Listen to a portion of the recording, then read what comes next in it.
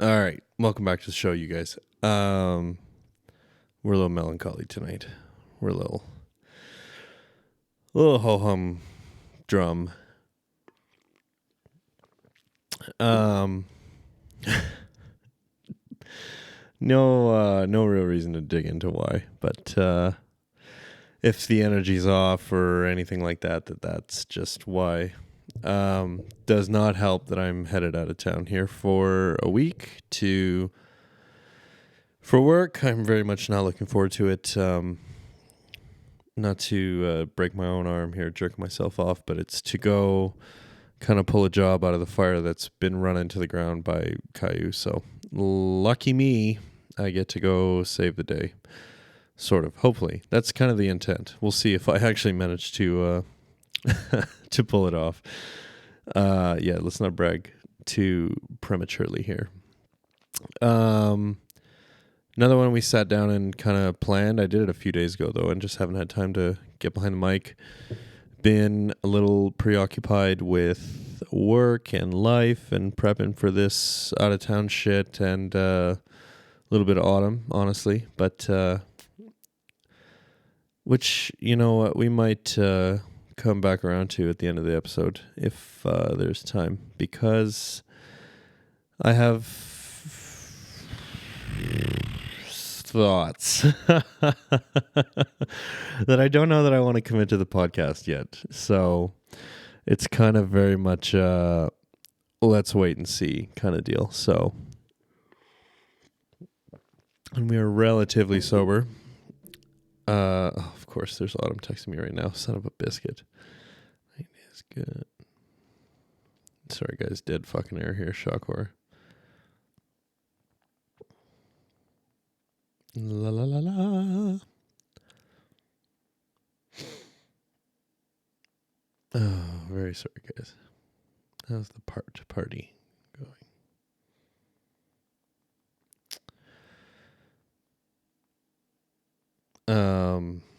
Yeah. Autumn and I had a very lovely evening last night. She made me tortellini and then was very concerned with how much I ate, which was very cute, but I was like, this is a normal amount for an adult man to eat, I have to say. So it's very nice. It's very, very easy. Just feels very natural, that whole thing. So it's a nice change of pace where even with May, it kind of felt forced. There were reasons for that, but we don't need to get into them. But it's very nice and it's going very well. And I am very hesitant to say that on the podcast for private reasons, but we'll see what comes of that statement. And that's all I'll say about that. So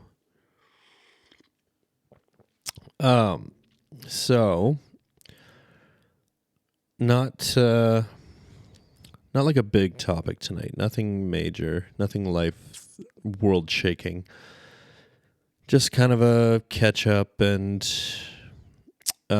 review, because I don't think I did an episode after therapy this week. And you know, the therapy episodes will kind of be delayed here for a little bit, just with having to put it on pause going out of town.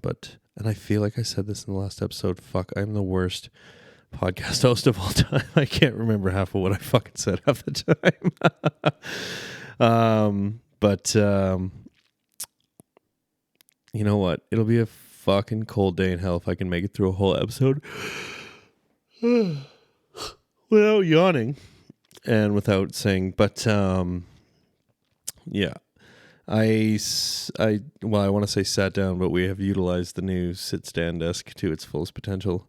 I sat down the other night and just, like, not really a general idea in my head. I just kind of wanted to see what I could come up with and wrote out what this episode is going to be, basically. But we're still kind of finding our way how we want to do that with planning and stuff, because, like, I talked to Dan about it and he was saying, like, some guys can, you know, peg out a fucking outline, just a couple bullet points, and turn that into a whole thing, whereas someone like him will write the whole thing out, and then that also kind of acts as an outline because he'll go off script quite often, and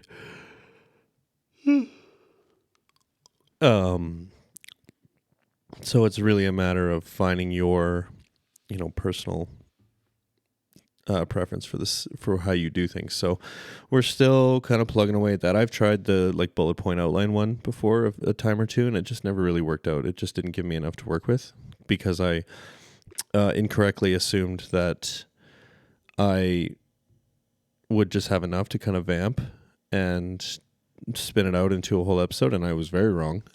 So we've learned our lesson and just kind of figured, more is better.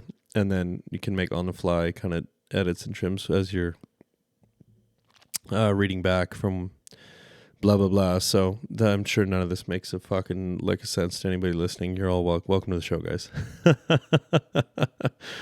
Well, I know for sure 2 people who listen. 3? 3 for sure. Yeah, 3 for sure. So, hi, Carl, if you're listening. Actually, you know what? I'm pretty sure I brought you up at the very end here, so stick around for that. That's my way to retain the audience. Yeah, I talked about you, but not till the very end. You got to listen to the whole thing. So, another kind of weird week faith-wise.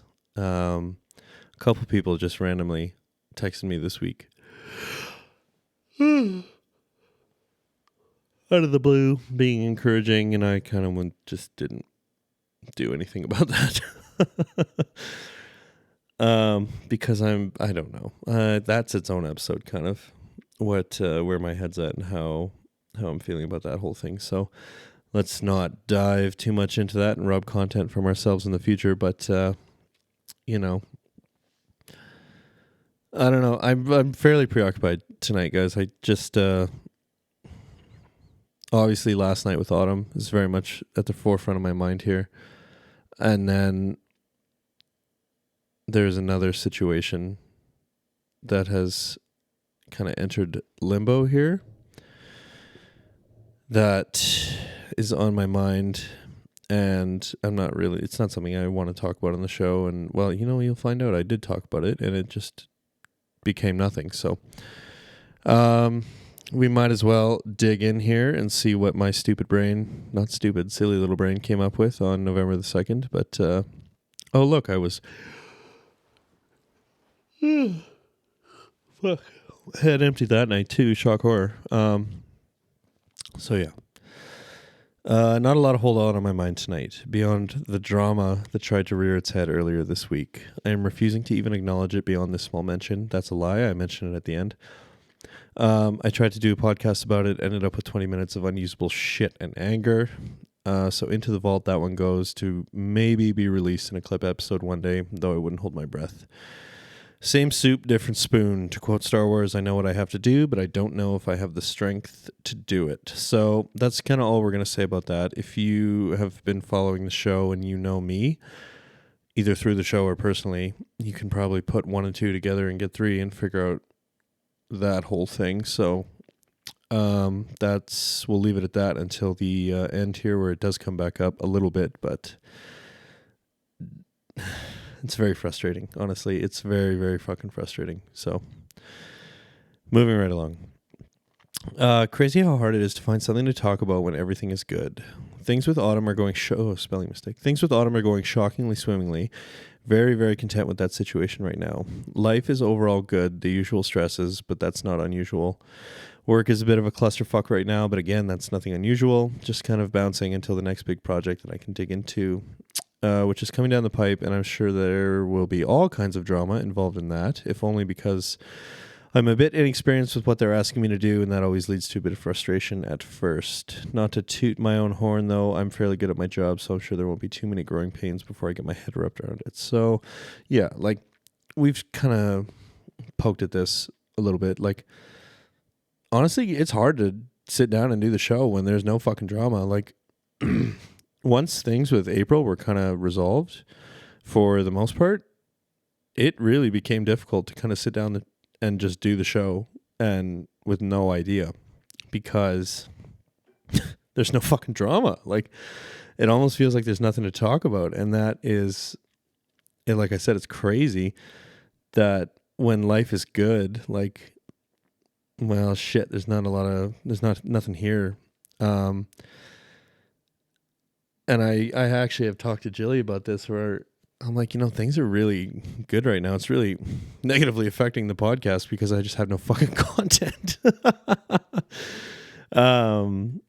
I need to create some drama is basically what I said. And she sprayed me with a water bottle like I'm a house cat. So,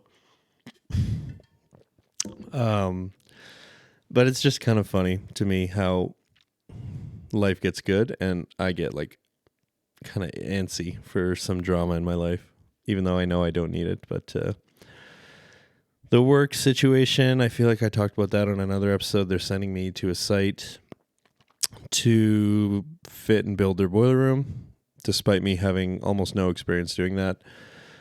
There was a little miscommunication between my dad and the foreman for this job that I know how to build a boiler room, and I had to break that foreman's heart and tell him, hey man, I can probably figure it out. The Frenchman did the lion's share of the actual construction of the boiler room at the previous job, so just take that into consideration. I mostly designed and built the distribution system for the rest of the building, and the Frenchman handled the nuts and bolts of the boiler room. So manage your expectations accordingly, basically. But yeah, shock horror. That they would expect me to jump into a situation feet first and land on my feet and not kind of stumble a little bit. So, and that actually kind of, yeah, that kind of, we come back around to this out of town fuckery I have to do. Like normally I would say no to this because I've kind of decided I'm kind of over going above and beyond for the company after the last few years and the way things have gone. But I did say yes to this, and I have really no desire to actually do this. The benefits really aren't there for what they're offering, but it's kind of a good time to do it, right? Like I'm single, no kids, no pets, so it's not a huge deal for me to kind of step out of my life for a week or two and live away for a bit. And like my whole life is pretty mobile, honestly. Like the podcast setup, I can break it down into fucking 2 cords and then the iPad. So, which y'all might notice a little bit of quality difference depending on which mic I take and how much of the setup comes with me, but I wouldn't worry too much about it. The first 10 episodes turned out all right with the Rode mic. So, but the fuck was I talking? Oh yeah, like so normally I would just have said flat out no to this. Like sorry man, really not worth my time to do this shit again for you guys, but it kind of is a nice little opportunity to get back in the good books with one of the big bosses who's our relationship's been a little strained the last couple of years, just the way my time as a foreman ended and the limbo that I kind of ended up in for almost a year after that. Like I think he doesn't really know what to do with me or what to think of me, so this is kind of a good way to kind of say, hey man, like yeah, I fucked up in that leadership role, but I'm still fairly good at my job, honestly, and can be relied upon and blah blah blah. So because there is the worry that when like my dad retires, my job security will not be so secure anymore, and I have had this fear for many years, but for now I might as well get a little extra cash and go do some easy work and plump circles around Caillou because I just can't stand the fucking guy. So easy enough for me. And, sleeping alone here, sleeping alone in a hotel out of town is same soup, different spoon. So, all right. And as we move along here, but that was a whole lot of words to say that basically there's not much going on. A little sneak peek for the therapy homework, which I've got extra time to do this week due to the out-of-town work. I've been asked to start a me journal, which from what I understand is supposed to just be I am statements that I feel are true about me. Baby steps to answering the question of who I am is the reasoning behind that one. Who are you is such a big nebulous question that it's hard to really nail down a solid answer on the first go. But writing down a bunch of me statements over a few weeks will eventually build a picture of who I currently think I am. That Jilly always coming up with creative ways to help me overcome my silly mental blocks about some of this stuff. So again, the general shake of the homework for this week is she wants me to take another kind of crack at who am I? And actually we'll dig more fully into this once we get to not the therapy stuff, but I'm so prepared. I'm the greatest podcast host of all time. Fuck everyone else, but I don't know. The me journal was kind of the easiest part of this because we kind of started this with the therapy whiteboard. And I say easiest. That therapy whiteboard was such a difficult assignment. And to build on that, and just kind of start this notes file where it's I am this, I'm that, I am blah, blah, blah. Like it sounds easy, and I think it'll be easy, but then I remember how fucking much of a pain in the dick the therapy whiteboard was, and I go, maybe it won't be so fucking easy. Yeah, I should think before I speak. How about that? But in terms of the other two portions of the homework, that was the easiest part of the assignment. And I know what I've been slacking. I should have really dug into it and got down to it by this point. But I just have been a little distracted, honestly, with autumn and other things. So it's probably something I'll start once I'm posted up in the out-of-town job. But for now, I really should just copy all the shit that's on the whiteboard so I can feel like I've accomplished something. Moving on. I'm building on that and keeping in mind that Jilly gave me more than usual because of the gap in between appointments here. Next up, we've got another crack at the who am I question. A bit of a twist on it this time, though. Instead of a general defining of who I am as a person, it's who I am now versus who I was when I started therapy. Jilly has been very interested the last few times I've had an example of something that would have set me off or sent me over the edge, etc., before therapy, now having more of a minor effect on me. A lot of it is to do with how we've attacked redirecting thoughts that send me spiraling or building my confidence, but nonetheless, it's cool to see that after only 3 months, there's been this much progress. So a stark look at what I feel the progress has been and where I'm at currently will be revealing into my mental state, I'm sure, and how well the confidence building is going. I'd say she succeeded in spades in that department, though, since I've had the confidence to walk away from less than ideal relationship situations and discovered a newfound ability to stand up for myself that I'm very much enjoying. As usual, Jilly is the inception therapist, and every time she sneak therapizes me, I truly am shocked like it hasn't happened repeatedly. So yeah, and this will be interesting because there's really no way to kind of talk about who I was without bringing January and April into it, because that was such a big part of me at the time, because back then I was deriving a lot of my self-worth and confidence from, what April thought of me and how April treated me and the state of April and I's relation and blah, blah, blah, right? There's no real way to talk about it without really bringing up April. And I know Jilly and I are really fucking tired of talking about April. At least I am. And it annoys the ever-loving fuck out of me that I'm going to have to bring April up the next time I talk to Jilly for this reason. But fuck, man. So, but this will be interesting, regardless of the fact that it brings the two of them up again. It's kind of cool. And we've kind of dug in and not dug in on some aspects of this. So the Therapy Eve homework for this portion of it will be really, I might do these as 3 separate assignments just to get more content out of it. But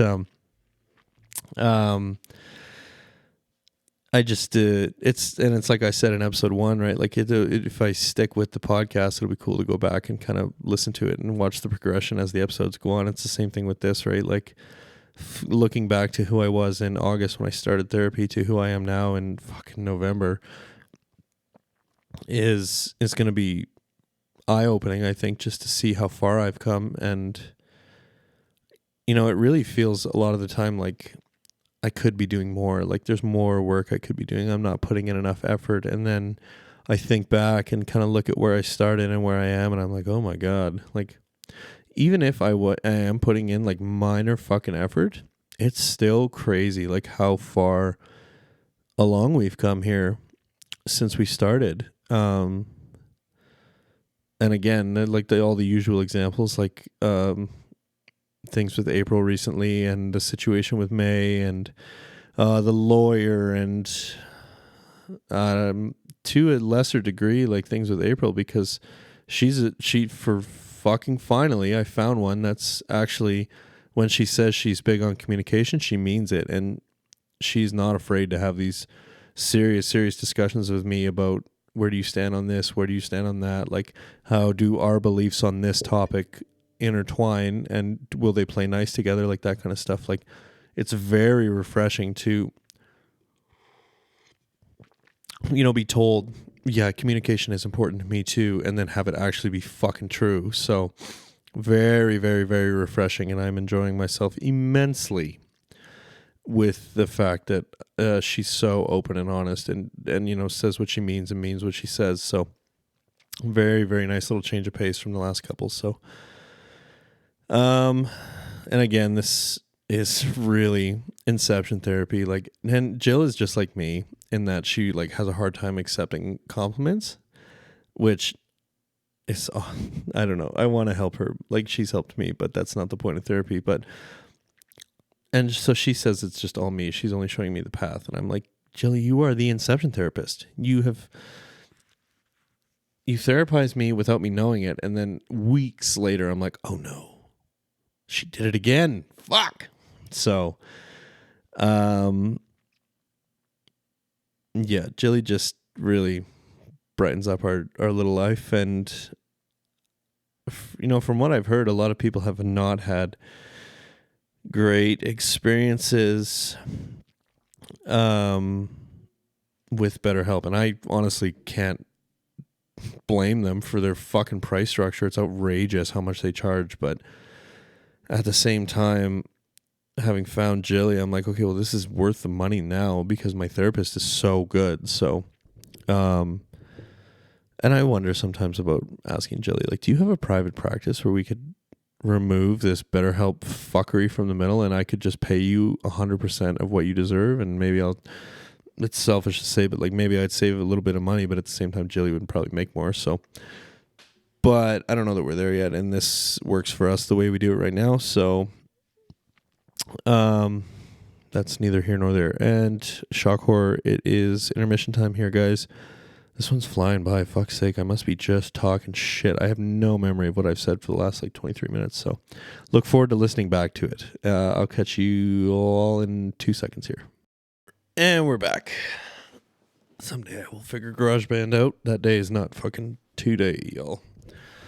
Okay, back into the notes that I don't have ready. Shock horror, we're not prepared. We are the best podcaster around. Okay.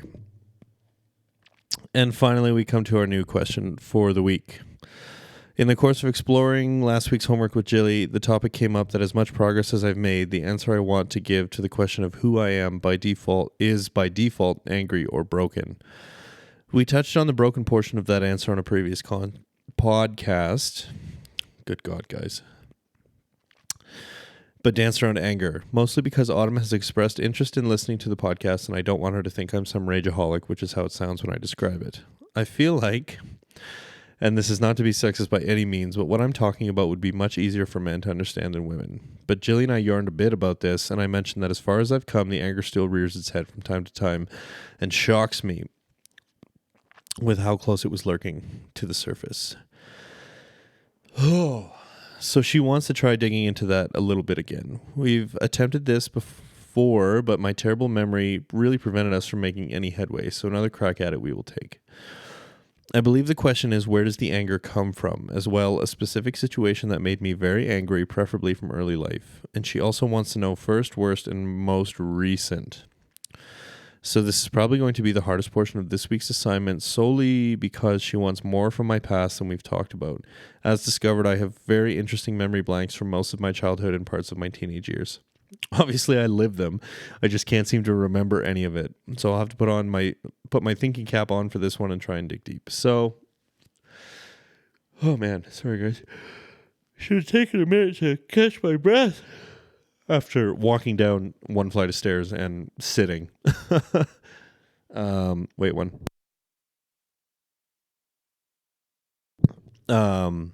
Yeah, someday I'll quit smoking and this won't be such a problem. That day is not fucking today, guys. Sorry.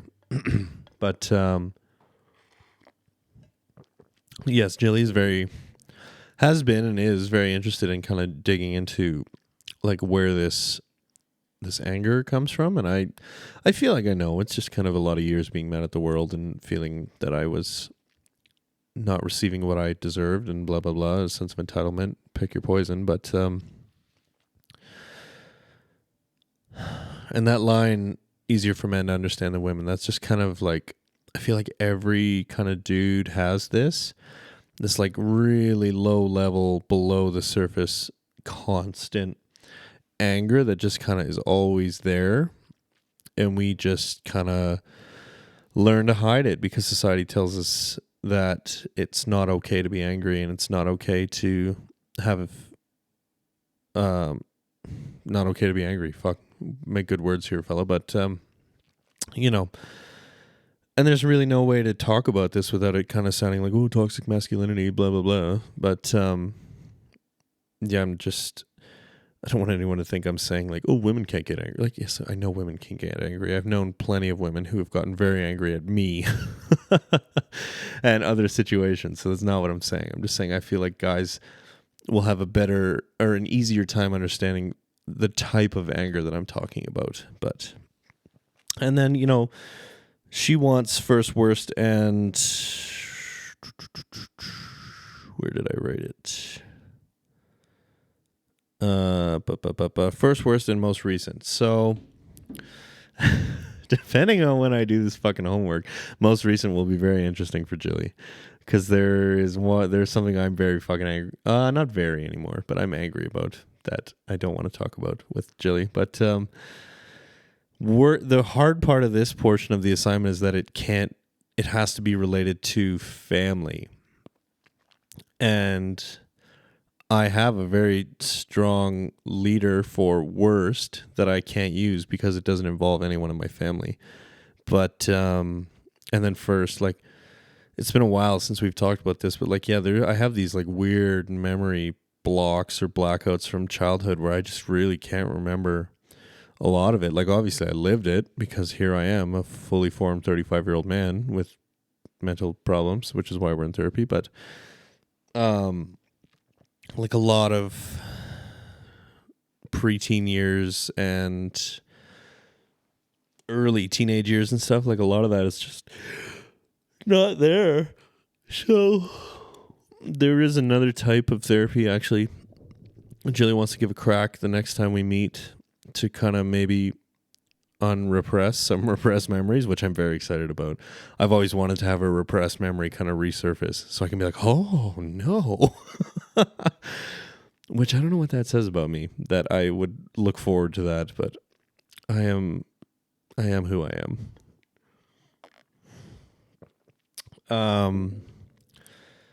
But the anger.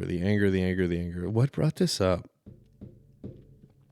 I got real pissed about something the other day before this whole other situation, but I can't remember. You know what? I'm pretty sure it fucking Yep. It was the weekend I had that argument with April. Yeah. I think that's what we were talking about, to tell you the truth, but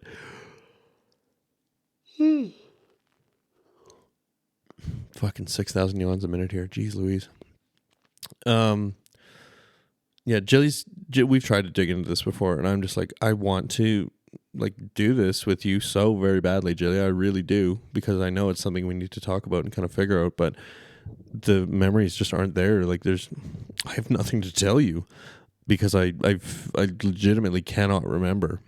So, and I've always just kind of assumed it was just like angsty 20s me being mad that I was single for so long and mad at the world and feeling like life was unfair and blah, blah, blah, blah, blah, blah, blah, that kind of fed into that. And then that whole relationship with January just left me with a sense of being taken advantage of and feeling mistreated, and again being mad that I was going through this when I was the one who had the power to make that situation end, and I did fucking nothing about it. So who's really to blame here? But that will be very interesting, and it'll make for an interesting episode, honestly, because I feel like any male listeners I have will maybe relate to that fairly well. So if I can turn something out that's half decent, then I will definitely make it an episode. And even if it's a pile of shit, I'll still make it an episode because we need content. Because like I said, things are good right now, and it's hard to fucking come up with ideas for the podcast. So speaking of content, Kayla has reached out and said she still very much is interested in, I think I actually brought this up at the end here, but I don't know. We'll say it twice if I did. She, actually, let's wait and see. Yes, so that is, actually, you know what? Let's just read what I fucking wrote. So that's all the homework. I haven't really given it a ton of thought yet. Been dealing with other things and it slipped through the cracks, but I'm about to very suddenly have a ton of free time in my weekday evenings during the week, so I'm sure I'll pick away at it, depending on how the work situation goes. Real exciting content here, telling you guys all about my comings and goings. So, yeah, like this out of town work we're doing, it's really just going to be, there apparently is, most guys are doing 10-hour days, and the option for 12s exists as well. I don't know that I'll do that.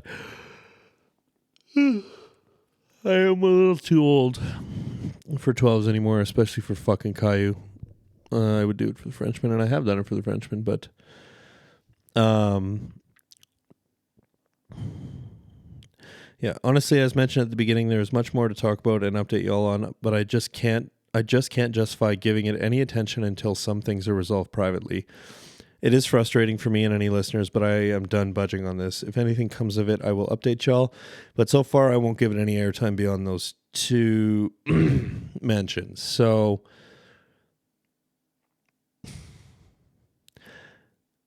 this situation,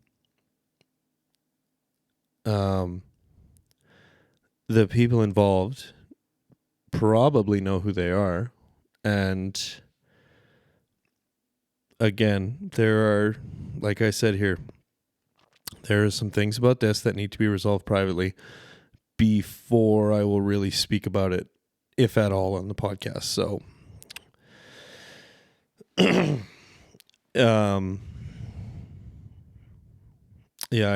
I have a bit to say about it, but I won't. Yeah, like I said at the front, I tried, and it just wasn't anything appropriate to post. So anyone who is involved with this that wants to hear that, they are more than welcome to reach out to me to ask for it. I have no problem sharing it. But other than that, I think we will leave it at that and kind of move right along here. And we come to the end, last paragraph anyway. Let's share with you on, guys. There was more I wanted to talk about here, like am I self-sabotaging without Autumn at all because of how good it is. I wanted to talk more about Carl and her insights, but that needs a bit more planning. Carl is tentatively open to coming on the show, which is a bit surprising. I wonder if there's a way she can incorporate being on a podcast with her job. I'll have to ask her or immediately forget and she'll message me asking about it. Kayla also reached out to me today and re-expressed her interest in being on the show. The snowstorm we got the other week put a damper on a lot of that. Can't blame her for not wanting to leave the house. And as always, the open invitation to April still exists, as unlikely it is as it is to be claimed. I feel like I've probably got another church episode in me. Not that I'd be likely to post it, much like the first one. Some more discussions with Carl may be required because I just can't surrender. Shock horror. I'm determined to be the captain of my own ship, even if it means going down with it due to my own choices. So this self-sabotaging with Autumn, this might be its own episode. And I was thinking about this last night, actually, when I was at her house. But, well, we can kind of yarn on it here a little bit. We got time. When when things started to kind of actually get a little more serious, and they're still not fully serious, honestly. The pace we're taking it is, like I've talked about, I very much enjoy it, but it's kind of like shocking to me that we it's still not like fully nailed down, which is funny to me. And probably some guys would say red flag, but I don't think that it is. But smash cut to me 2 episodes from now going, guys, I was wrong. It was a red flag. No, I don't think that. But, when it's really started to kind of be good and we saw that we were kind of vibing and jiving and blah, blah, blah, immediately my first thought was like, okay, well, how am I going to ruin this? So we're not as far along with therapy as I would like, because that should not be my first thought in this kind of situation is, how am I going to immediately fucking crater this? Which is ironic too, because that is the whole reason I started therapy in the first place, was I could see that I was going to ruin the relationship with April. And I was trying to get ahead of it. And same thing here with Autumn. My first kind of thought when things really started to blossom was, okay, well, what am I going to do that's going to ruin this whole situation? So it's been a kind of little bit of a battle for me to fight off those thoughts, because like we said in the other episode, like I deserve this.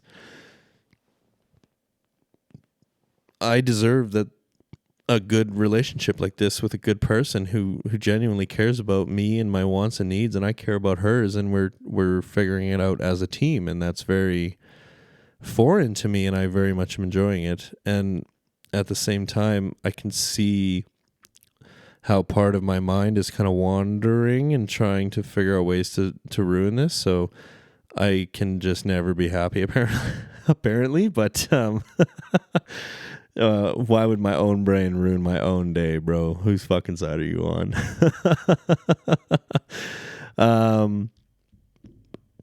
So yeah, it's just, we're not fully healed yet, obviously, and this is honestly probably just going to be a lifelong struggle for me, is reminding myself that no, you have worth and you deserve good things like this, and you shouldn't expect them to fail. So it's very, very telling, the areas of therapy that still we need to kind of drill down on and focus on, and me feeling that I deserve good stuff is probably something we could circle back and revisit at a later date. But I don't know, just how, and you know what, this might be a learned experience too. I'm just kind of now realizing, because when April and I first got together, it was this easy and it was this natural and it was this flowing kind of thing. And then it very suddenly was not that anymore. And I'm wondering, am I waiting for the other shoe with Autumn to drop here, where it started this way, but it's not going to end that way?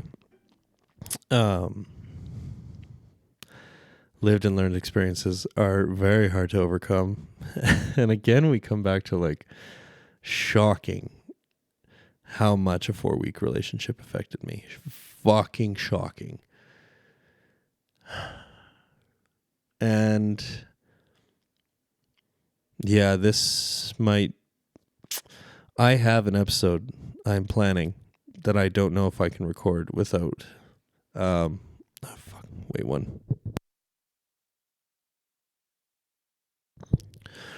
sorry guys, there was a shocking amount of what may have been asbestos in my face this week. So,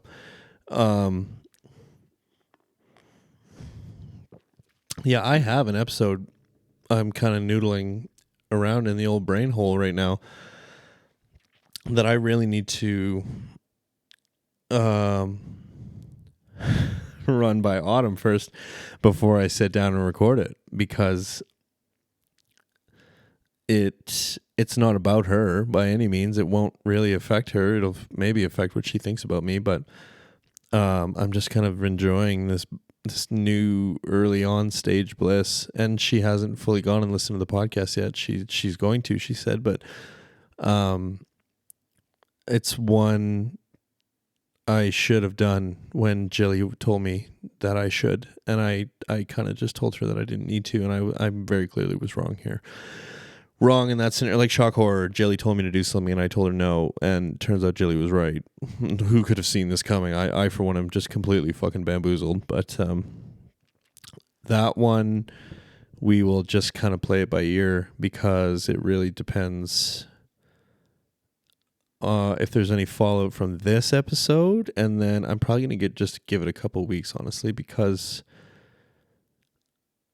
I'm tired of thinking about it. Honestly, it's really, I'm wasting a lot of brain power on this. So, but relationships are weird, and very clearly, I just have some stuff to still unlearn, even after 3 whole months of therapy. What do you mean I'm not fixed? So.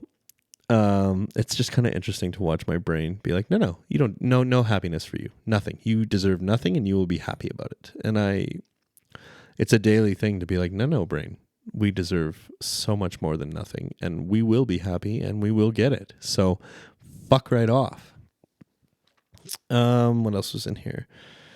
Carl did say she'd be open to coming on the podcast. She just has concerns about anyone taking advice from her, which I think is insane because Carl really gives good advice. And I think it would make for a good episode because it would probably just be Carl giving me shit for an hour and me lamely trying to defend myself like, but Carl, I really like rooting and I like drinking.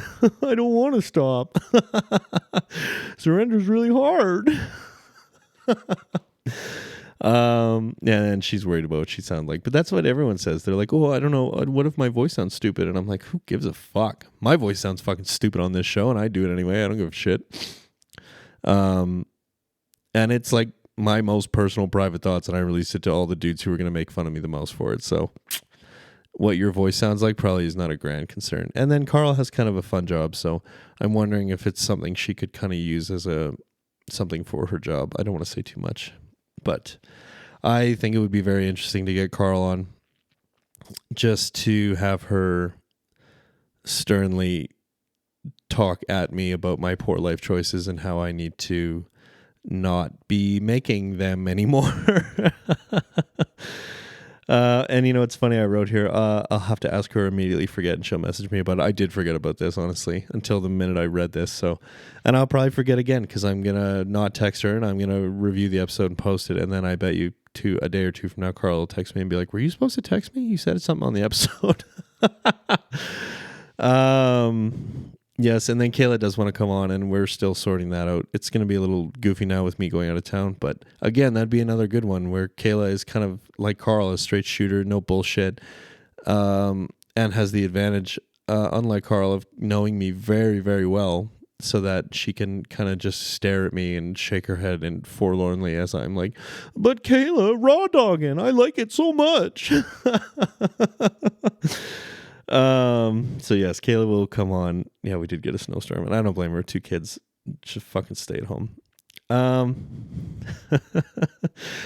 And this will not be an episodic thing. This probably one of the last times I'll bring this up. But yes, April, there is an open invitation for you to come on the podcast and discuss everything that I've said. I feel like it's not fair to you that you don't have a chance to rebut everything that I've said. And I'm only half the story, so if you would like to come on and tell me where I'm wrong and tell me where I fucked up in the relationship, because I've tried to be as open and transparent about it as I can, like, the invitation is there. You're always welcome to come on the show, and I would be happy to have you and do an episode. So, yes, but again, I have no doubt in my mind that invitation will never be claimed. But I just to think it would be just fun, not fun, but I think it would be eye-opening for both of us to do. So, another church episode, I probably do have 1 or 2 more in me, but again, I want to kind of yarn it out with Carl first. Just this struggle with surrender. Yeah, church mom messaged me, Stephanie, on Friday and wanted to have a whole little mini discussion about what was it, the mind, the body, and the spirit, and how they all kind of compete for first place and blah blah blah. And I just didn't have the wherewithal to tell her, like, Steph, I'm really enjoying my degeneracy, and I don't want to feel guilty about this, that, and the other. So yeah, I'm determined to be the captain of my own ship, even if it means going down with it due to my own choices. So yeah, I'll go down with the ship, especially if my own choices are the reason the ship is sinking. I am the master of my own fate, goddammit. So, and then yeah, that was really all I had here. I did put in giant bold fucking letters, put the fucking email in the show notes, because every week I forget to put the fucking email for the show in the show notes. And who knows who makes it to the end, but if I throw it in the show notes, who knows, maybe somebody will email me and tell me I'm a worthless piece of shit. So lucky me, I'm the lucky squirrel in the block. Okay, so that's probably going to wrap it up for this episode, guys. I know the frequency's kind of been fucked, but like I said, like, it's genuinely it's a lot more difficult now to sit down and do the show when things are good. So if Autumn and I don't work out, fully expect daily episodes to come back where I can just bitch and whine and cry about how hard dating is again. And then yeah, the next episode will probably be recorded from on the road, or not on the road, but from a foreign room I don't know. You know what I'm saying. I'll be in a hotel room with the podcast setup. So, yeah, usual end of the episode housekeeping. If I didn't directly send you the show, if you wouldn't mind going over to Spotify, if that's where you listen, at the bottom of the episode page, there is a Q&A section where it'll say something along the lines of, what did you think of this episode? If you wouldn't mind going down there and filling in how you found the show, I would be very interested to see your response, because the analytics tell me that I think it's 70% of you now come from Spotify or within Spotify, which means you're either stumbling across it or it's being served to you. And I am just curious what piqued your interest, what brought you in, why'd you listen to the show? Was it the goat? Was it my dulcet tones? I've been told I have a voice for podcasting, which is good because I don't have a voice for television, so or a face for television. Fuck. So yeah, if you wouldn't mind going down there and filling it out and firing it off, and if you have done one and I haven't replied, it's because honestly I forgot to check, because I don't ever go look at my analytics or any of that shit. I just go on, post the episode, and fuck off. So did you know the podcast has an email? It is dumbereveryday42@gmail.com. The name of the show, 42@gmail.com, no spaces. Send me your questions, concerns, comments, discussion topics, criticisms. Don't tell me to kill myself. That's rude as fuck. And like I've said in the last couple, like, if you're struggling with something and just need to get it off your chest, shoot it my way. I don't have to talk about it on the show. I can talk about it on the show. It's whatever you want, but I find it is helpful to write some shit out, and just even if you write the whole email and don't send it, I find that it is helpful to write down or record yourself for this, that, or the other. So you're not alone. I'm always happy to talk with anyone or about anything. So the email, if I remember, will be in the show notes. It's here at the back half of the episode. And I think that's going to do it for this episode, guys. Thanks for coming along for the ride. Hope you're having a good morning, evening, or afternoon, whatever time it is where you are. And I will catch you, Filthy Mob, in the next episode. Hooroo.